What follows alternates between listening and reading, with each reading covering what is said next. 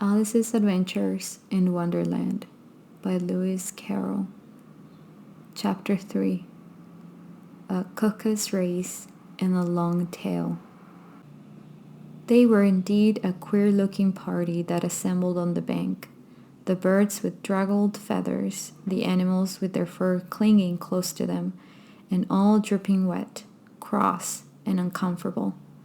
The first question, of course, was how to get dry again. They had a consultation about this, and after a few minutes it seemed quite natural to Alice to find herself talking familiarly with them, as if she had known them all her life. Indeed, she had quite a long argument with the Lorry, who at last turned sulky and would only say, "I am older than you and must know better." And this Alice would not allow. Without knowing how old it was, and as the Lorry positively refused to tell its age, there was no more to be said. At last the Mouse, who seemed to be a person of some authority among them, called out, "Sit down, all of you, and listen to me. I'll soon make you dry enough." They all sat down at once in a large ring with the Mouse in the middle. Alice kept her eyes anxiously fixed on it, for she felt sure she would catch a bad cold if she did not get dry very soon. "Ahem," said the Mouse, with an important air. "Are you all ready? This is the driest thing I know. Silence all round, if you please. William the Conqueror, whose cause was favoured by the Pope, was soon submitted to by the English, who wanted leaders and had been of late much accustomed to usurpation and conquest. Edwin and Morcar, the Earls of Mercia and Northumbria—" "Ugh," said the Lorry, with a shiver. "I beg your pardon," said the Mouse, frowning but very politely. "Did you speak?" "Not I," said the Lorry hastily. "I thought you did," said the Mouse. "I proceed. Edwin and Morcar, the Earls of Mercia and Northumbria, declared for him, and even Stigand, the patriotic Archbishop of Canterbury, found it advisable—" "Found what?" said the Duck. "Found it," the Mouse replied rather crossly. "Of course you know what it means." "I know what it means well enough when I find a thing," said the Duck. "It's generally a frog or a worm. The question is, what did the Archbishop find?" The Mouse did not notice the question, but hurriedly went on. "Found it advisable to go with Elgar Atheling to meet William and offer him the crown. William's conduct at first was moderate, but the insolence of his Normans— How are you getting on now, my dear?" it continued, turning to Alice as it spoke. "As wet as ever," said Alice in a melancholy tone. "It doesn't seem to dry me at all." "In that case," said the Dodo solemnly, rising to its feet, "I move that the meeting adjourn for the immediate adoption of more energetic remedies." "Speak English," said the Eaglet. "I don't know the meaning of half of those long words, and what's more, I don't believe you do either." And the Eaglet bent down its head to hide a smile. Some of the other birds tittered audibly. "What I was going to say," said the Dodo in an offended tone, "was that the best thing to get us dry would be a caucus race." "What is a caucus race?" said Alice. Not that she much wanted to know, but the Dodo had paused, as if it thought that somebody ought to speak, and no one else seemed inclined to say anything. "Why," said the Dodo, "the best way to explain it is to do it. And as you may like to try the thing yourself some winter day, I will tell you how the Dodo managed it. First, it marked out a race course in a sort of circle. The exact shape doesn't matter, it said, and then all the party were placed along the course, here and there. There was no 1, 2, 3, and away. but they began running when they liked and left off when they liked, so that it was not easy to know when the race was over. However, when they had been running half an hour or so and were quite dry again, the dodo suddenly called out, "The race is over!" And they all crowded round it, panting and asking, "But who has won?" This question the dodo could not answer without a great deal of thought, and it sat for a long time with one finger pressed upon its forehead, the position in which you usually see Shakespeare in the pictures of him, while the rest waited in silence. At last the dodo said, "Everybody has won, and all must have prizes." "But who is to give the prizes?" quite a chorus of voices asked.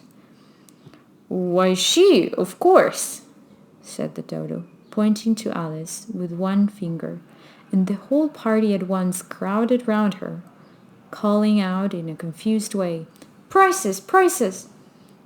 Alice had no idea what to do, and in despair she put her hand into her pocket and pulled out a box of comfits.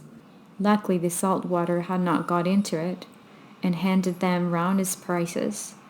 There was exactly one apiece all round. "But she must have a prize herself, you know," said the mouse. "Of course," the dodo replied very gravely. "What else have you got in your pocket?" he went on, turning to Alice. "Only a thimble," said Alice sadly. "Hand it over here," said the dodo.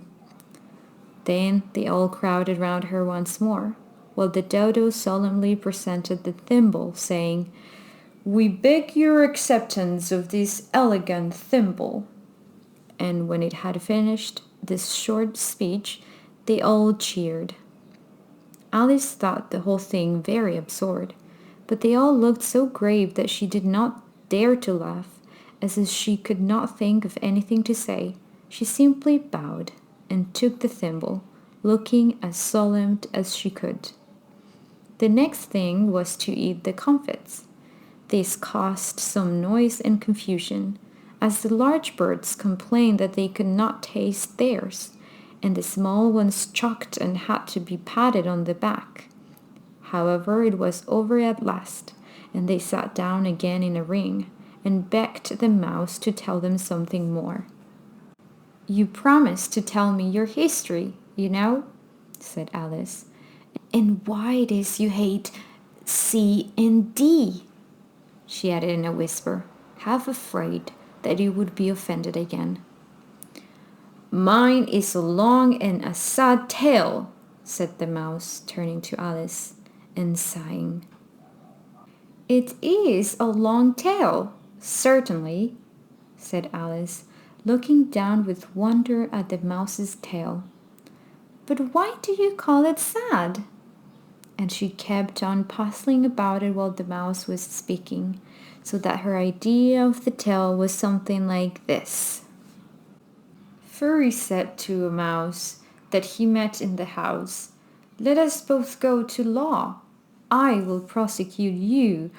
Come, I'll take no denial. We must have a trial, for really this morning I've nothing to do," said the mouse to the cur. "Such a trial, dear sir, with no jury or judge, would be wasting our breath." "I'll be judge, I'll be jury," said cunning old Furry. "I'll try the whole cause and condemn you to death."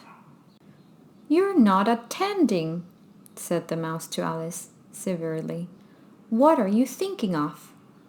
"I beg your pardon," said Alice very humbly.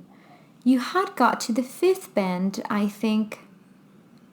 "I had not," cried the mouse sharply and very angrily.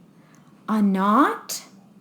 said Alice, always ready to make herself useful and looking anxiously about her. "Oh, do let me help to undo it." "I shall do nothing of that sort," said the mouse, getting up and walking away. "You insult me by talking such nonsense." "I didn't mean it," pleaded poor Alice. "But you're so easily offended, you know." The mouse only growled in reply. "Please come back and finish your story," Alice called after it, and the others all joined in chorus. "Yes, please do." But the mouse only shook its head impatiently and walked a little quicker. "What a pity it wouldn't stay," sighed the lorry, as soon as it was quite out of sight. And an old crab took the opportunity of saying to her daughter, "Ah, my dear, let this be a lesson to you never to lose your temper." "Hold your tongue, Ma," said the young crab, a little snappishly. "You are enough to try the patience of an oyster." "I wish I had our Dinah here. I know I do," said Alice aloud, addressing nobody in particular. "She'd soon fetch it back."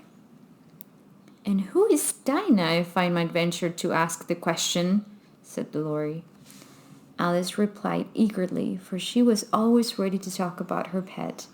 "Dinah's our cat, and she's such a capital one for catching mice. You can't think. And oh, I wish you could see her after the birds. Why, she'll eat a little bird as soon as look at it." This speech caused a remarkable sensation among the party. Some of the birds hurried off at once. One old magpie began wrapping itself up very carefully, remarking, "I really must be getting home. The night air doesn't suit my throat." And a canary called out in a trembling voice to his children, "Come away, my dears. It's high time you were all in bed." On various pretexts they all moved off, and Alice was soon left alone. "I wish I hadn't mentioned Dinah," she said to herself in a melancholy tone. "Nobody seems to like her down here, and I'm sure she's the best cat in the world. Oh, my dear Dinah, I wonder if I shall ever see you any more." And here poor Alice began to cry again, for she felt very lonely and low-spirited. In a little while, however, she again heard a little pattering of footsteps in the distance, and she looked up eagerly, half hoping that the mouse had changed his mind and was coming back to finish his story.